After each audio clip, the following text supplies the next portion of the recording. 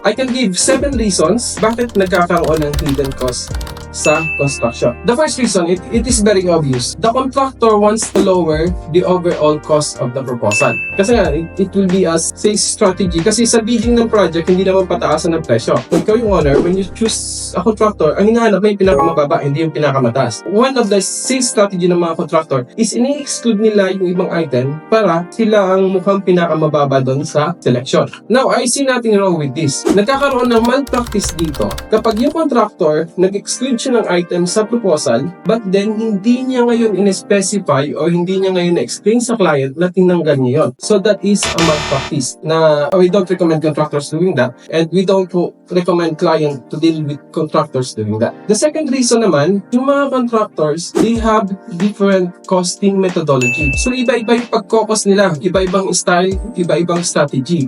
When I was in construction, nung bago pa lang ako sa construction strategy, I thought yung mga contractors, they follow the same format pagdating sa pag-costing ng project. But that is not true.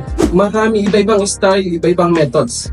For example, yung presentation ng general requirements and preliminaries doon sa costing ng mga contractor. Ano ba yung mga preliminaries and general requirements? For example, yung building permits, temporary facilities, this includes the temporary fence, temporary barracks, temporary storage sa site, workers, board and lodging, electricity and water consumption, at saka other environment, health, and safety requirements. May mga contractor na itong item nila, yung structural, yung tiles, nakaseparate siya, tapos itong preliminaries, nakaseparate din siya ng costing. Pagdating doon sa construction proposal, itemized construction proposal, makikita mo yung item na to, yung general requirements and preliminaries. But may mga contractor na itong item na to, hindi mo ito makikita sa proposal kasi pasok siya doon sa cost ng item. In short, doon sa item, meron na silang markup supposedly for these general requirements and preliminaries. Now, medyo hindi transparent to, but ang purpose kasi dito ng mga contractor,